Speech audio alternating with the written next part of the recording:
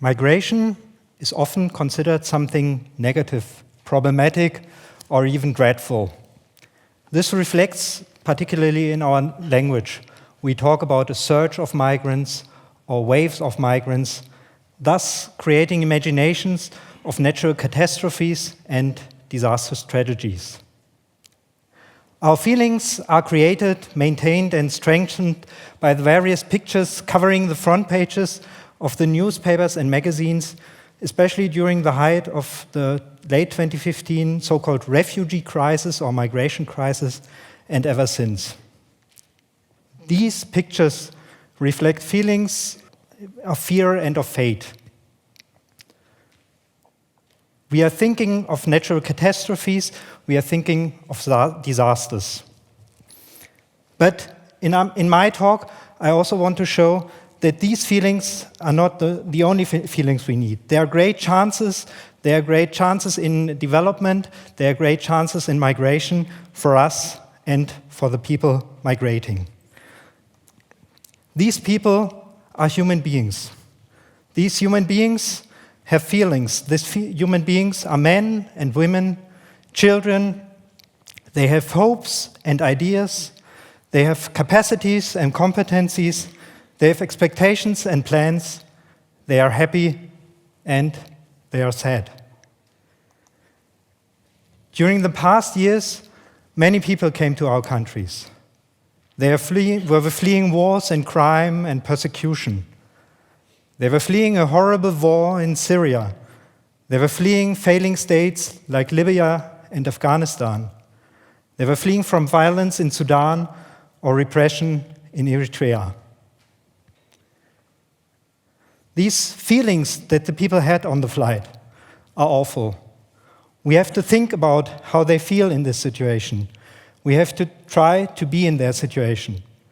But still, after welcoming many of them, we soon closed our borders and we closed our hearts. And still, we keep watching when many are dying. In the following, I want to present and explain to you 5 recommendations that may help to reframe this so-called or perceived refugee or migration crisis into a global development chance. These recommendations will be presented from my perspective. Maybe I can also say from our perspective, which is the perspective, as I look around, of wealthy, white men and women. This, however, does not mean that I or we are not respecting the rights of the others, the poor and the suffering. I am much more convinced that it is possible to combine and reconcile our different needs and expectations into a common goal. And this is what I will try to do. The first recommendation that I'm giving is immigration-friendly legislation. Our societies are seriously aging societies. People are getting older and older, and the young are getting ever less children. The fertility rate in Germany is as low as 1.5, which means every woman during her life will get, on average, less than 2 children. This ultimately leads into a shrinking and aging society. According to a recent analysis by the Berlin Institute of Population and Development, during 2030, the proportion of the people in the age group, the working age group, the people between 20 and 60 years of age, will shrink by 7% for Europe. In Germany alone, this would mean that in this age group of 20 and 60-year-old men and women, there are 5 million people less in 2030 compared to 2015. So the people are getting older and older. They want to receive and they will receive their pensions for a longer time. But who is to pay for it? Less and less young people? We in Germany and Europe can regard ourselves lucky that there are many young men and women from other countries in neighboring Near and Middle East heading towards our countries who are interested to work and to live in our countries. It is in our best self-interest to give these people the best chance to work and to prosper in our societies. This is for their benefit, and it is for our benefit. Of course, at the same time, we have to maintain humanitarian assistance and support for those who are fleeing to other countries, who are seeking for shelter and support. The right for asylum in our countries must never be reduced, and this has to be independent from any economic or financial deliberations. So far, most governing decisions concerning immigration and asylum are made on the national or state level. But people live in villages, in cities, in local communities, in municipalities. And so do refugees and migrants. They need apartments and houses. They need schools, doctors, and hospitals. They go to work, and they meet for sports and other activities in their free times. Different communities are organized in a different manner. Municipalities know best about their special demands, and they find the best solution. Mostly they find the best solutions for themselves. Sometimes we have to support them in this, but there are many, many political concepts and political advisors who propose these concepts that show that municipalities just need more independency to do and to really set up what they want to do, what they know best is for their municipalities. These political concepts, concept papers, concept notes are best reflected in what the mayor of the city of Rothenburg repeatedly announced, that he even would be willing and able to send a bus to Italy to pick up migrants and bring them to his city. We should give municipalities more independency to set up and to really do what they intend to do, because we know that will lead to better solutions for the municipalities and also probably for refugees and migrants.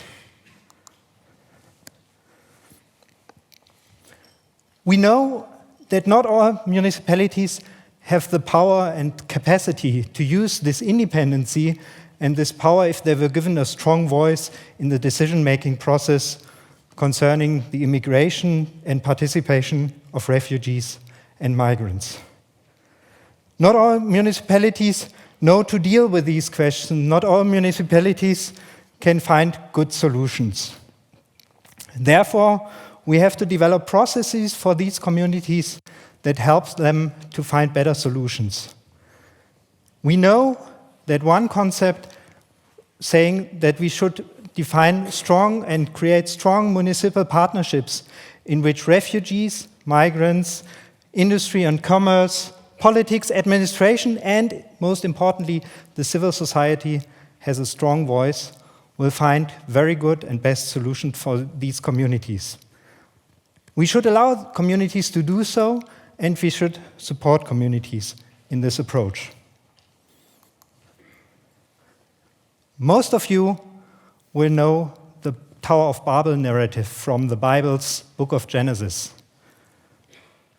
According to the Bible, the united world population at that time when this narrative plays was united and was speaking one language. This population once decided to build a tower as tall to reach heaven. When God learned about that, he was annoyed that people tried to equal him. Therefore, he decided to confound their speech so that they could no longer understand each other. Following the Bible, this was the beginning of misunderstandings and conflicts between people on the world. We know that language proficiency is a basic prerequisite for successful communication and therefore also for integration. Therefore, we must put much more effort in training language and training language to refugees and migrants especially.